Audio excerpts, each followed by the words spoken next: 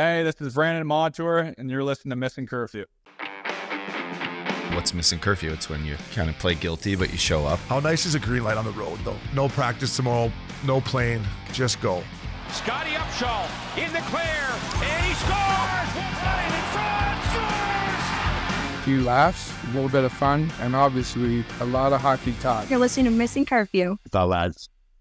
Up dog by man, nice tarp because she's Fella Friday. It's Fella Friday, too. And I'd say with our guest today, I'd have to tell you, nice tarp, too, fella.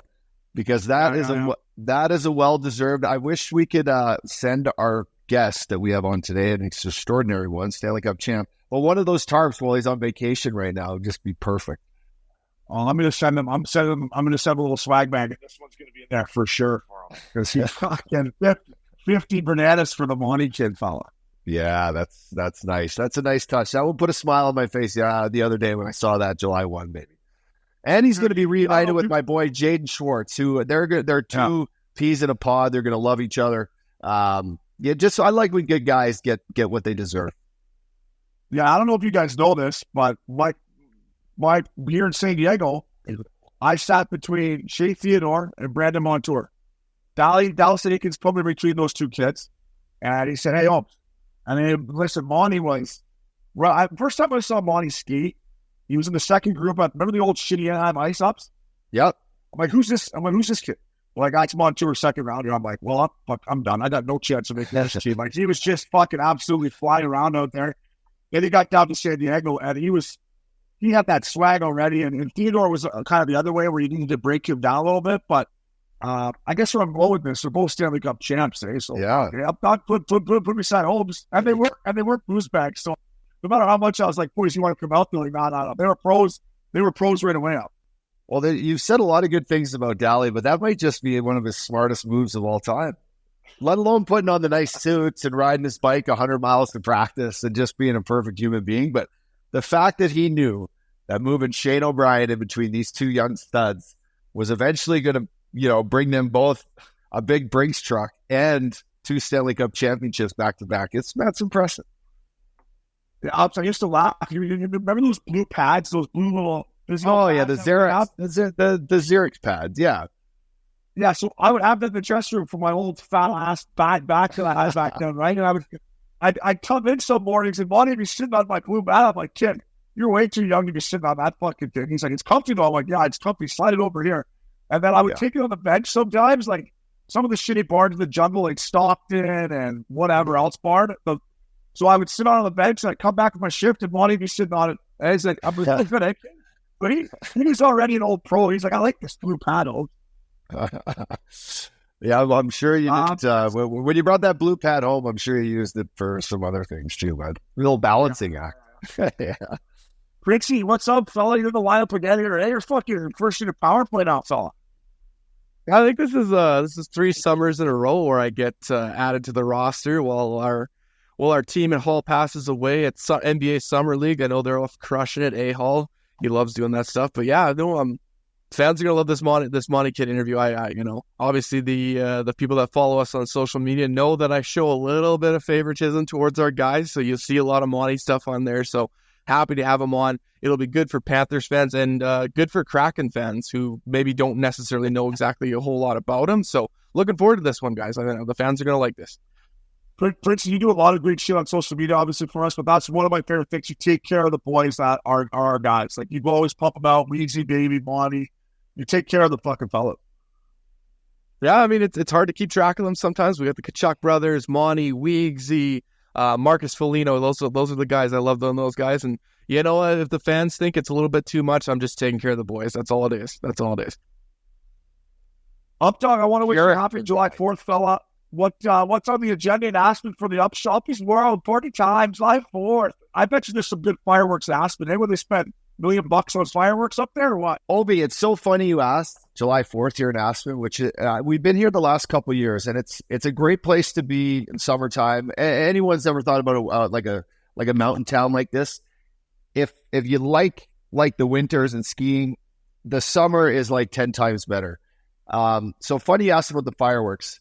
You know, there's a parade that goes through town. They get the fire trucks out there. Kids are on the street. They bring whatever, all old school cars through, and you whatever. We just sit on things, drink some beers, drink some Labatt Blue Lights. But this year, I'm told because fireworks in the summer, mountains, dry, not perfect for maybe forest fires, that they're going to probably do a drone show.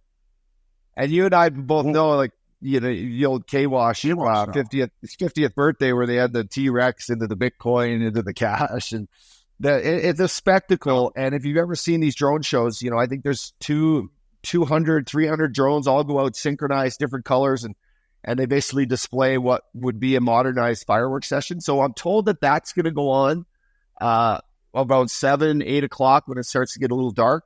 So I'm looking forward to that. And then our buddy Noah Bremen, shout out to him for letting me use his studio yesterday. But he's going to have a nice party at his new place. Again, lots of kids, lots of beers.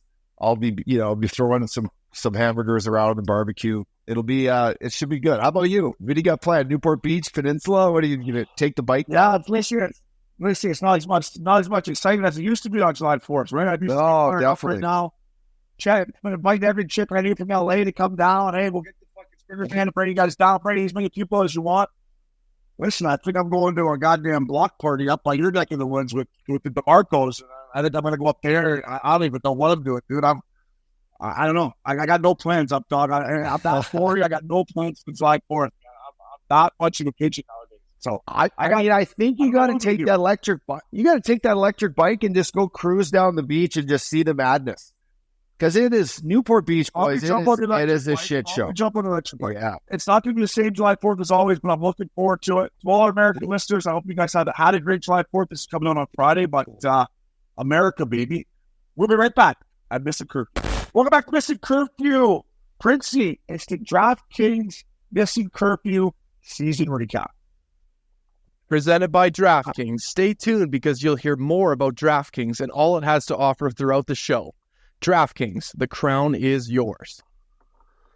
Fellas, it's crazy. Me and Updog are going to take a little breather here for the next 6 weeks. Princey's going to hold the fort. He's a blue guy. But like Princey said, Updog, we're almost at 300 shows. First of all, I just want to thank both of you beauties. Obviously, Updog, I couldn't have started this without anybody. That's why we decided to take on this adventure together.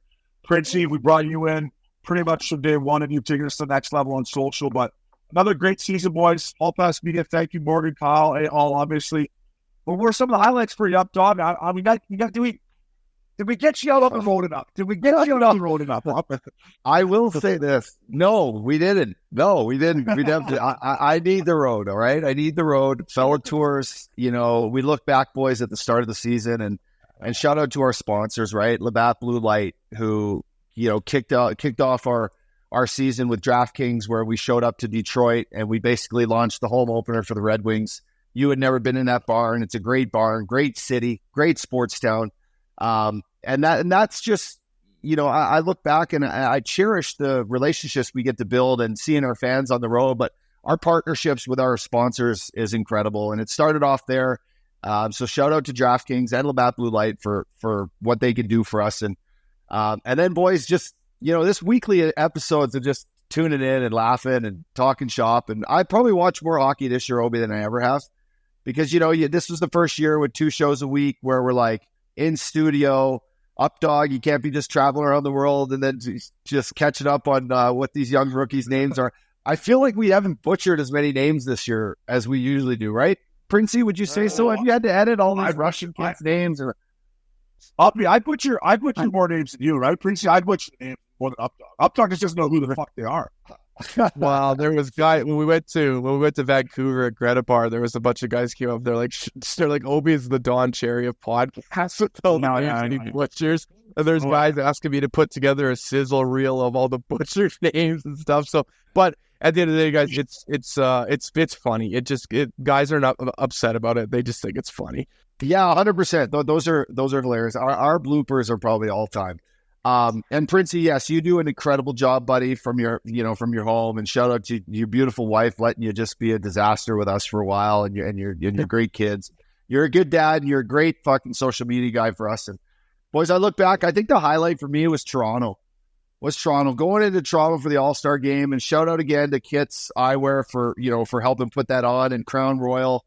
But we launched that party where just the legends showed up, right? I mean, it was tied to, and not to mention Travis, who we had on our podcast, and a lot of the listeners that religiously listen to our podcast, they loved Travis's interview.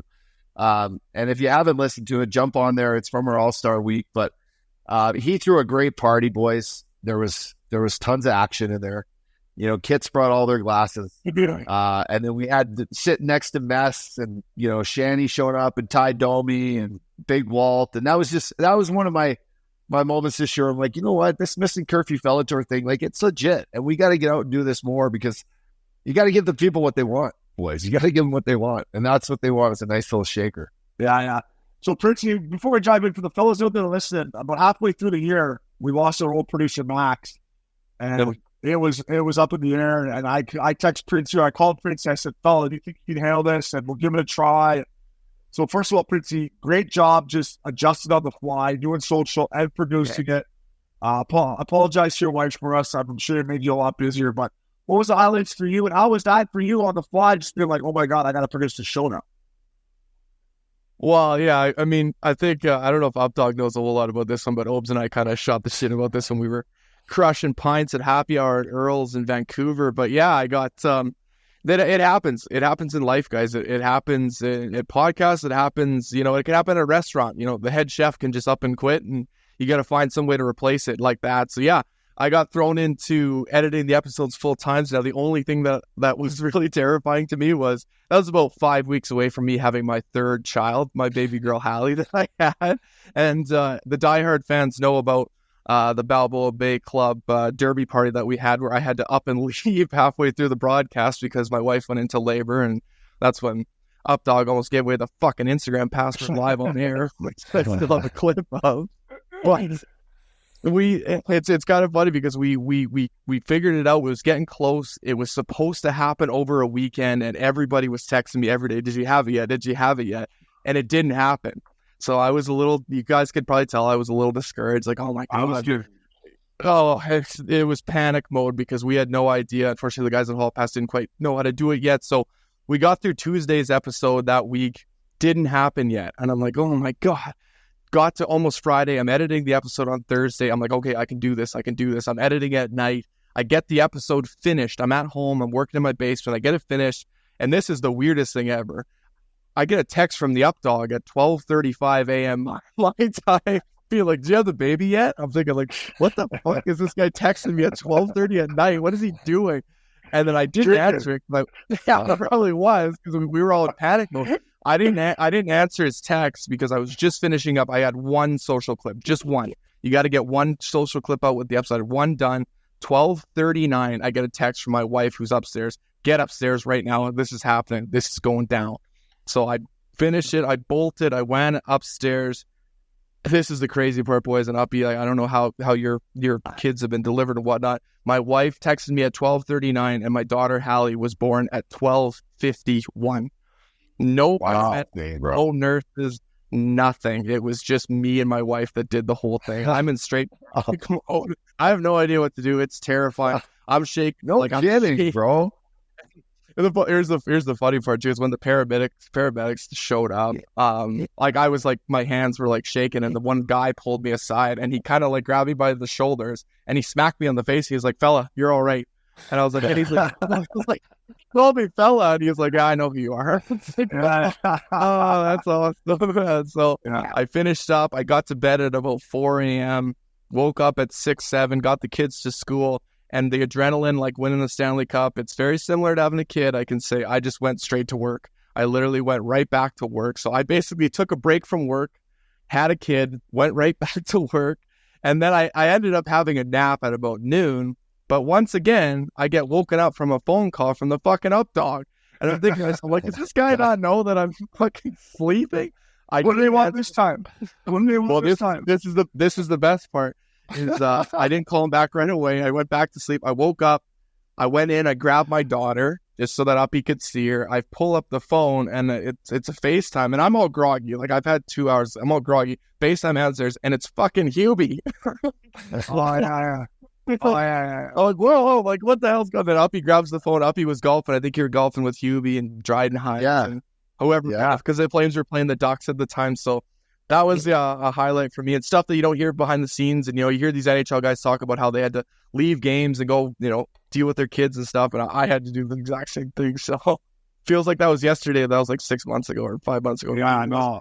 That's crazy. And for a guy who doesn't have kids, I can't even really probably imagine what that was like for you. But no, Prince, you were a huge team player.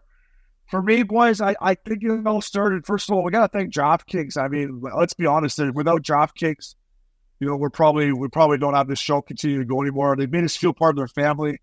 But we first signed a DraftKings deal, and I find out that they want the swearing edited out of the show. So I'm like, what?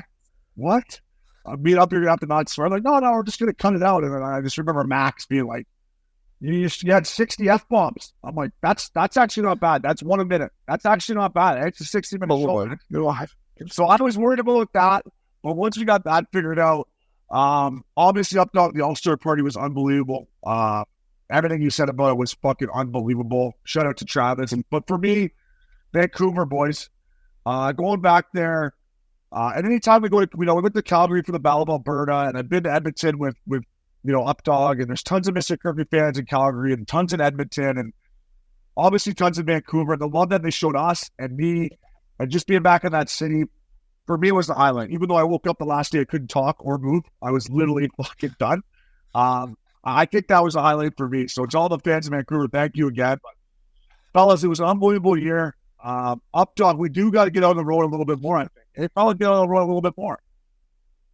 I mean, why else are we doing this? To sit in the studio? No, we need to get out in front. We need to front face our problems, boys, and our opportunities. I think, and Prince, you probably back this up, and so do you, O's, but there's nothing like getting out there and feeling like you're on the road, like playing a game. And, with that becomes, an opportunity to meet our fans, the guys that, put us on their way to work, or put us on, after a hockey game, and go to the rink with their buddies and talk about some of the shit that we say, or just whatever the case may be, boys. I think all our takes are from the heart. We don't bullshit just the bullshit. We care about our game. We care about each other.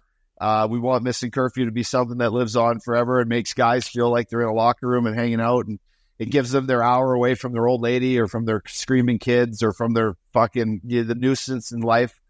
But that to me is why we're doing it, and that's an opportunity to continue to love the game, be part of the game, not have to crush video like an assistant coach or like a scout. I wish I was still playing. As all the listeners know, I miss the game dearly. I wish I was still out there fucking buzzing around. But this is the next best thing. And watching it grow is a big part of our sponsors, YouTube boys, and our fans. So that's to me like an outlook that I cherish, and something that we are all very grateful for.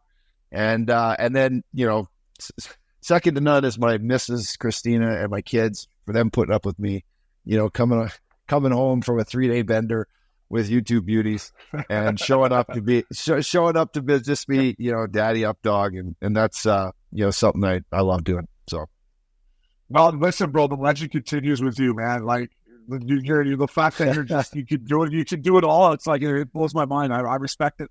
But what you said up dog is like, but yeah, the coolest thing to me is when we were in Vancouver and we go to Alberta, like guys are like, "Oh, you make my day better at work," and I'm like, "Fuck that like could be the ultimate compliment." That, and it feels like they're still sitting in the locker room, which is, what we went through or what we've been going for from day one. So, I appreciate you boys, all your hard work. Updog, Princey, without you guys, obviously we can't do this. It takes a whole team.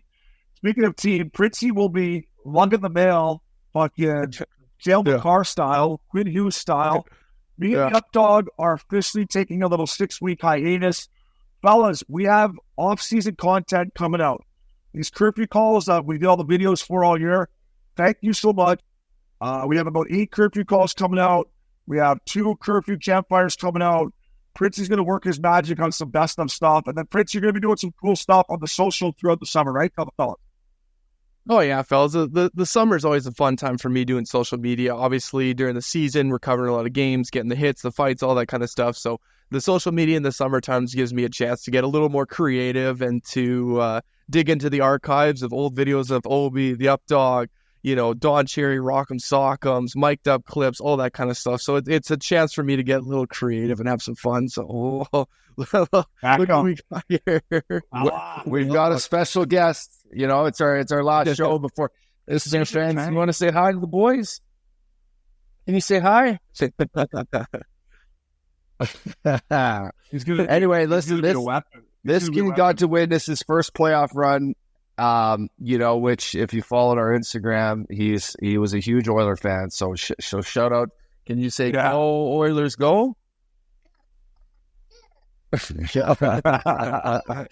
So maybe next year for this little man, but he's a fan. You boys, Princey, you're doing a hell of a job there. I'm sure your kids love the game just as much as Beckham does, but it makes it all so special when he gets to walk up and take some slappers and enjoy listening to the boys. Hey, buddy. I'm gonna miss breaking it down with you guys for the next 6 weeks, but I'm not gonna miss the fucking text from Upshaw being like, "What time are we recording again? What time's that?" So I gotta be honest, I'm gonna enjoy a little break from that, but I'm gonna miss our weekly breakdowns, boys, because it is up on one of the highlights of my week. But getting in the studio with you, breaking it down with you, and laughing, and then see what Princey brings out on social media. So, boys, like I said, it's been a great year. Uppy, thank you, brother. Love you, my man. Princey, love you. Thanks for all your hard work. And to the fellas out there, there's no Missin Curfew without you guys. Keep the curfew calls coming after this offseason, so meet up and you keep pumping them out. Hope you enjoy them. Princey, love the mail fella. That was Missin Curfew. Welcome back to Missin Curfew. Up dog, my man. This is my guy. I bumped into him in Miami Beach. Just signed a big ticket. Monty, kid, Brandon Montour, thank you for taking the time, Monty. How you doing? Oh, I bet you're doing good, eh? I'm doing good, guys. Thanks for having me again. Hey, I wore the shirt for you, Monty. Back up the Briggs truck, buddy. Talk it right up to your house there, fella. Oh, yeah. Oh, it's exciting times, obviously. A little change of scenery, but, we're fired up and, ready to get to Seattle and, get this going. Well, listen, I was going to say, I was We're talking here. Go ahead. I will just say, I am a Kraken fan. I got a Schwartzy jersey. I went to their first playoff game ever. Obi was giving me shit because they went in and kicked Colorado's ass. But I'm going to tell you, just to start off, the atmosphere in Seattle is going to be incredible. They're going to welcome you with open arms. And, just what a whirlwind from the cup to signing that. Have you had any time to sit down? Where are you right now, by the way? We just flew into Mexico for a wedding. So we flew in yesterday. The wedding actually got pushed up till today. I guess there's a big storm coming, so we might be stuck here for the weekend. Yeah, not a bad spot to be, but we just came here for a little bit. We'll head back to Florida, clean up some stuff, and then head back home. But like you were saying, that was a big thing about Seattle that intrigued me was, just being a hockey fan since they've been in the league, how passionate that, fan base has been. Obviously, the arena looks like it's pretty insane. New facilities. It's a sports city. Not playing there as much. I'm not familiar with, that. But every time we've been there, the place has been pretty crazy. So I'm looking forward to that. Hey, yeah, Monty, there's a hurricane coming right through Jamaica now. But listen, you just signed for 50 bananas. Get a private bird if you got to get out there. So it's just like, hey, I need a bird right here by 8 o'clock tonight because I got to get out of here. Oh, yeah, the old lady, she brought that up, but I'm not ready for that yet. Hey, Monty, I want to go back before we get into all the good stuff, and obviously me and the Updog are so happy for you, but let's go back to last year. You guys losing the final. You had to come into the season rehabbing. You guys get through. Just take me through the mindset of losing the final and then coming back and being like, boys, we can get right back there again. Like for me, for a guy who only got to the second round, I can't imagine how hard it is to go from losing and then coming in next year and like, boys, let's fucking go. Let's get right back there and accomplish our dream. Yeah, and that was huge, because, especially for me. It was tough because 3 days after we lost, I had surgery. And then, that recovery with the shoulder, like that was close to 6 months. So the whole time I was rehabbing, I didn't start skating and started, lifting somewhat weights until training camp started. So I was, slow on that, but you saw the pieces that, the management picked up in the summer. You're excited about that, but even, it's different when you're injured. You're around, but you're not. You're missing training camp. You see the you see the new guys, but you're not really a part of that until you start playing games and stuff. But guys came in hungry. Guys were excited about getting off again. We started the year off pretty good with the injuries that we had. Nobody really expected us to kind of be successful right off the bat, but guys did well. And for us, myself and Aaron, we did it together, the rehab, but we wanted to get back as quick as we could, and I think we were happy with getting back when we did. But again, for me, my whole mindset was to I didn't have time to get stronger or get better at things, and my whole mindset was to get to that point where I was healthy enough to get back and playing. And we got back and we were winning even more games. I think we got off to, I don't know what our win streak was when we came back, but guys took off right away, and guys were hungry right away, and had that itch to get back to where obviously winning.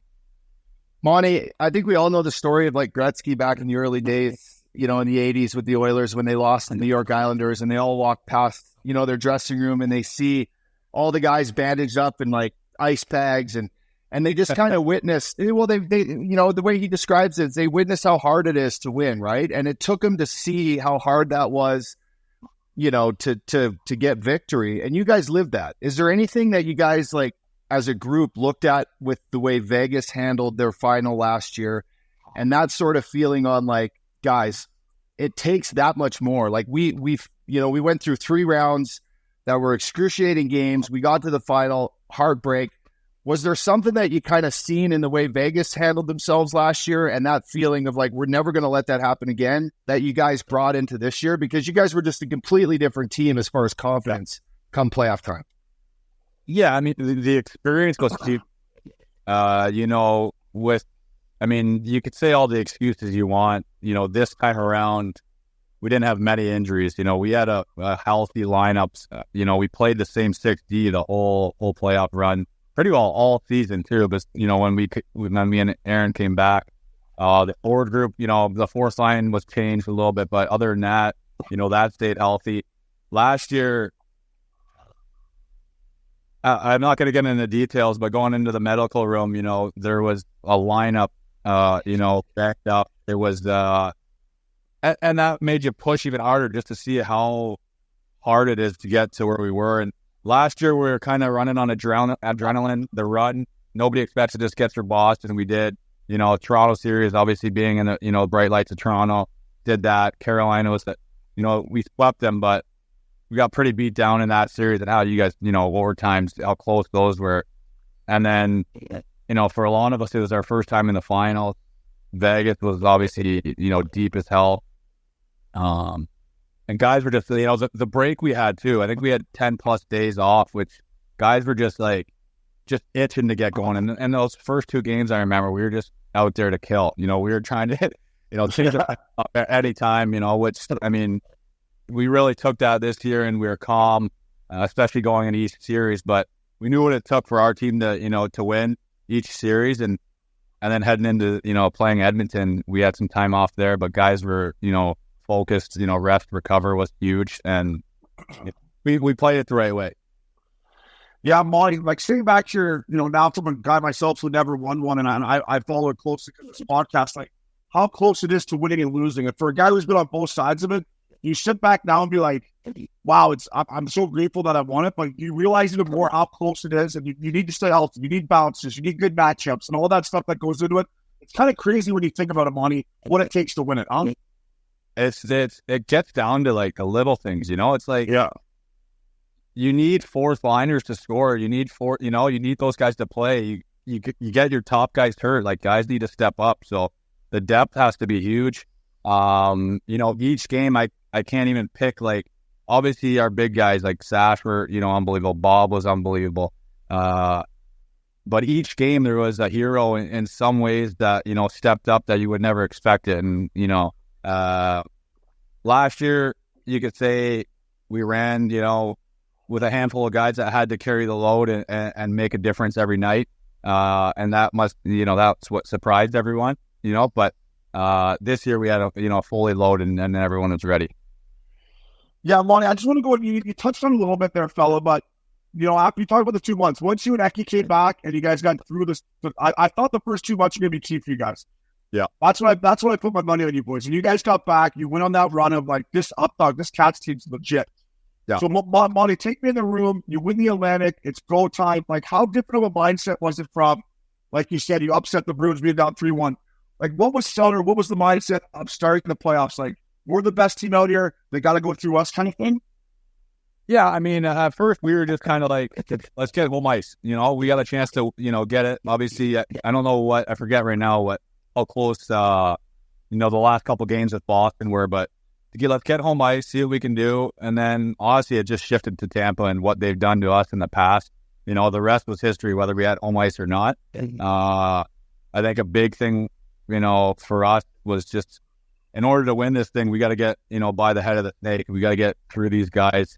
And again, that was a tough series, as well. And, we were focused on, just getting through that one and then carried it on after that. That first round against Tampa, was there something about Bobrovsky playing off against Vasilevsky that you saw that might have been like him? Like, I felt like he went on another level. And really, the stage was set for two great goalies, two teams that didn't like each other. We call it the Sunshine Fuck Fest here at Missin Curfew. But was there something that you seen in Bob right off the start that brought him into that playoff mentality, Bobrovsky? Because we've seen it the last couple of years, but him going against his Russian mate, like, was there something that really got him going that you look back on? That's a huge thing with Bob is like you have like. He's the same no matter what, he's so calm, he's quiet, you could go weeks without even, talking to the guy, but he goes about his business. He's worked extremely hard, like harder than anyone I've ever experienced. He's on the ice 45 minutes before he starts practice. But again, I think for him, having a guy like that, another Russian goalie, especially, seeing how, talented and how deep our team was to go on another run. Obviously, that was huge. But, both goalies, you could go down the list. Like, who did we play? Tampa, Vasilevsky, Boston, Swayman, Ray, Durkin, like those three best goalies in the league, four best in the league. So we had a challenge. And Bob, obviously, was, in my mind, obviously one of the best players. Lonnie, does he work harder than I did in San Diego? Does Bob his work ethic a little bit better than mine, or what? Does he stay out? No, I mean, I was gonna say second. That's what I meant to say. Second harder. He wasn't already at TV before practice was over. Hey, sorry boys, about it. I got lunch at the my first year. I remember, I was just laughing. I'm like, no, we got to hold this meeting for one guy. He's not here yet. Hey, Monty, another thing I've noticed, like, now that I'm not playing and watching playoff hockey, is something that I wasn't great at is the game-to-game. Like, you lose home ice, you're down 2-1, I used to be like, fuck, we're fucked. Like, when you're in the moment, were you guys good at being like, okay, game one, it's a game. Game two, it's a game. Or is it human nature to think about, okay, we got home ice, we won the first two games, or were you good at staying in the moment? No, we're unbelievable at the same moment. I think, and that goes with the experience, especially you go back to, we were down 3-1 against Boston, arguably, the best team in history, right? So you got to take it as it is, no matter, like Edmonton, we lost 8-1. It doesn't matter. You win or lose, you lose in overtime. We went to, 4 overtimes against Carolina. In playoffs, it's all about wins and losses. Bad games are good games. You got to watch. Enjoy the night with, your teammates, or you lose, you take care of, what needs to be taken care of, but you focus on the next one. And we did a really good job of, washing that win or loss and carrying it over. Monty, before we're all Canadian boys here, and before we get to Edmonton, the last 2 years, you guys have played in some incredible rounds, right? In some great cities, Toronto, New York Rangers, MSG. Like, is there anything looking back at these couple runs that really, like, you got to pinch yourself and be like, holy shit, like, we're in these moments here in some of the best buildings and some of the greatest fans. Like looking back, is there times where you're like walking up the ramp at MSG and you're like, fucking rights, boys, Eastern Conference Final, pushing our ticket through again, like at MSG. Like when you look back, is there any moments where you're all just like, holy shit, boys? Yeah, I think it was actually good because as you know, tough as we played the toughest arenas, you know, the last 2 years. Like, Yeah, you go down. That's from Boston. How crazy it is there. You know, we were walking or we were driving to the games. All the fans are outside, flipping us off. Telling off and shit. And then Frost speaks for itself. They're taking pictures and they're waving at us like they're fans. Carolina, that building is insane. And then Vegas is another level. And then again, Tampa's, state of Florida, that's huge. You go back to Boston for a repeat. They want to kill us. And then you go MSG. And then again, Edmonton. So, I mean, you look back at it, these 8 teams that we played, they got to be the top in the top 10 for, best buildings to play in it. And as tough as those buildings were, I think players, we were just so fired up and so excited to just kind of experience, not just as players, but, we're fans too. Like we want the buildings as loud as possible. And I thought we did a good job of, being excited for that. Yeah, let's move to the final. I'm not going to ask you about Edmonton, but something I wanted to bring up when I bumped into you and Chucky at Catch, Uppy had said this, and we kind of felt this in Game 5, Colorado, Tampa. We go in there, the Cup's in the building, Colorado can win at home, and I look at Uppy and I'm like, holy fuck, there's a nervous energy in here that is kind of like weird. Like, you know what I mean? Walk me through, you're up 3-0, the Cup's in the building. What? That's a real thing, eh, Monty? You were telling me that's a real thing. You felt it, right? Well, especially experiencing all you needed to win was one game, like, and then you have, management and staff, and I'm sure Edmonton did it too. Like, you got to prepare like family and friends to fly in. You got to prepare for all that. Even like, it's weird because you haven't won it yet. So like you don't want to jinx yourself and have that feeling, but, obviously your phone's blowing up, but just being so close, I think, and where we've been in the last couple of years, it's just like, we need one win. So it's like mentally, like, and I'm pretty good at kind of staying in the moment, enjoying and just having a laugh and having fun. But even for me, like you had a feeling where, you're so excited and you didn't want to mess up. You just wanted to, play the right way. And again, for us and our team, we just needed to keep attacking, and you guys know how we play, and we got away from that a little bit. And no, that is a real thing. It is definitely a real thing because again, Mo comes in and he gets you so jacked up, because he feels the same way. And, guys that haven't won and been there for, been in the league for so long, it's a different experience for everyone. But, heading into that Game 7, guys were calm, and, I think it was good too because, our lives were on the line, and, we felt that as well. And we're like, we gotta turn it on. Obviously I felt it right from as soon as I went into the locker room, before warm-ups. It was like, all right, we're on it here. Yeah, Monty, let me just ask you, man. Obi and I never played in a final, and nor did we gear up to play in one. But now, you guys are going back there. You're in Edmonton. You're playing against the 2 best players in the world who have not won a Stanley Cup yet. What's like, and you're a defenseman, right? So what's like your guys' you 6 guys sitting there, Cooley, Forsling, the boys, Oliver Ekman Larson, going like, okay, this is our time. We got to shut these guys down, and just, I guess, what was it like to see like the whole series go on, knowing that Connor and Leon and these boys just are keep, pressing and getting better and better? Like, I guess just bring me into that mentality of like, we got to shut down these best players in the world in order to win this Stanley Cup. Yeah, I mean, I think just our D-core was solid. We had all the confidence, no matter what. Fours out there, myself, like you said, Cooley, Eki, the Meeks, Lars, it goes down. Like, we were up for that challenge. And, I think each team has, high-end players. Obviously, the Edmonton's got the 2 best players in the world.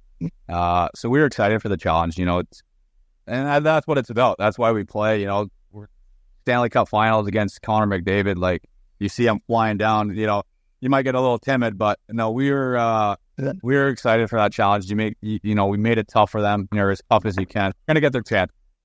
And they did. But, I thought we did a really good job of, sticking together and holding down, making it tough for them all series. Yeah, Monty, I want to go back to Game 5. You talked about the mindset of the cup being in the building after Game 3. For me, that game at home, you're trying to stay focused, but like at the same time, I'm already thinking about what I'm going to do after the game, who I'm bringing out, where I'm going. Like, what was said after that Game 5 in the room? Because as an ex-player, bro, if I'm in that room, I'm like, are you kidding me? We got to go back to Edmonton and we just fucked up our night tonight. Well, what was said by you guys? Yeah, I mean, that was a big one just because, you get pounded 8-1. And again, like I said, we watched that. Well, then, it's a chance to win it at home, in front of our crowd, how crazy it was going to be. Not necessarily guys definitely had probably more management, had more planned afterwards for everyone. But again, it kind of went, we're so jacked up and so fired up to finish it, and we didn't kind of relax and play, free and play with freedom. We were still tense and we were like just trying to make the perfect plays. I go D to D on a power play, gets picked off, and they go for a breakaway and like early, like it's just not it's not out of the norm. But I mean, again, you got to tip it off, realize that Edmonton was there for a reason as well. Two best teams, and again, they didn't want to lose, so. Quiet locker room afterwards. Again, like you said, we didn't want to go back to Edmonton, and now we are, having to go back. Family flying in from Edmonton all the way to Florida. My parents flew. They went back home to see my brother before Edmonton. We went there, and then they flew to Edmonton, flew back home, and then flew to Florida before Game 5. So, family flying back and forth. Again, it was so close for, we were that close for those 3 games. There was just a lot going on. I bet. Yeah, Monty, just on those flights, I think every hockey fan or every fan just watching closely the Stanley Cup Final talking about Edmonton, Florida, how much did that play into a factor? Like the 3 days, the 3 days in between games, the travel, Obi says Game 4, you had a chance to win it. Game 5, a chance to win it. That aside, this 6-hour flight, have you ever thought, you'd spend so much time with the guys on an airplane in one series? I mean, that's just, it must have been crazy. Let alone your family flying, just you guys alone on that airplane. How was that travel? It must have been nuts. I mean, I don't play. I'm at the poker table. I don't play poker, but those guys were playing 6-7 hours straight. Off of that, now that I think of it, before we had to Edmonton, there was a storm, so we couldn't even get out we were stuck in the tarmac for a couple hours just waiting to take off. So, long travel. I think it was the longest travel now of 2 teams in China also ever. Again, that was especially, we win the first 3, we lose the next 3. That was the longest kind of week. It felt week and a half for there. Yeah, Crazy. Molly, I just want to ask you, let's just one big question. Everything wrapped up, weighing it in the dressing room after, being with your family, the parade, going to 11. First of all, how quick did it go? Second of all, what was your favorite part? Or was it as good as you imagined it, fella? Was it as much fun and as good as a kid from Brantford, fucking Ontario, thought it was going to be, bud? Even just, I'm trying to pick point, a point. You win, the buzzer goes off, you're going nuts, you're throwing your gear, you're going through the handshake before the cup goes out. I just had to sit back and look around the arena, and this place was insane. Obviously, you experienced that, but I think now that I look back, probably the parade was insane, but partying in the locker room until probably, I didn't get home till 5:30, and I might have been one of the earlier ones to leave. Some guys didn't even, Verhage left, I think, 7, 8 a.m. from the arena. The floor puddle was above my, I had my gear on until 4 a.m. Families, friends, kids were in the locker room with, cigar, and they weren't smoking, but smoke, champagne. I think the owners wanted, us to sign all the champagne bottles. I think there was 167 or something like that champagne bottles afterwards. But I think the moment when all the boys are in the locker room with, just each other and family and friends. I think that was probably where, was one memory that, we're all going to hold on to for sure. Yeah. Yeah. Listen, by the way, Obi and I took that in from about 10 rows up behind the penalty box. Yeah. And I can't tell you the feeling. Yeah. I'd never seen it given out before, let alone to an old team that I still play. I play with five of the guys on your squad that got to lift it. And just the joy I felt for you guys was just astronomical. And I'm like, Obi looking at, I'm like, had a tear in my eye. I'm like, oh, this is nuts, bro. We're Me too. up here. Me too.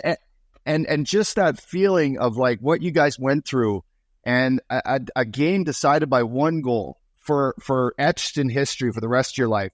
It just made us feel so proud that we were obviously there and that we knew you guys and we watched it. And then, I always thought, what was it like for the kids? Like the kids in the room, like, was that something that you were like, these little kids, whether it's, some of the older ones or younger ones, it must have been just special to see like them all experience it like that. No, it was crazy. Like they were drinking. We put water in the cup. They were drinking it.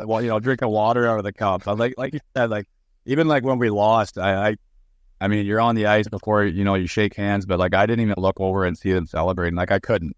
And then you win, and then you watch it so many years on TV, and even before you like get handed the cup, like I was like my legs were shaking. I'm like, well, like how heavy is this thing? Like, am I going to be able to lift this fucking thing? But and that's the moment. Like it's hard to describe.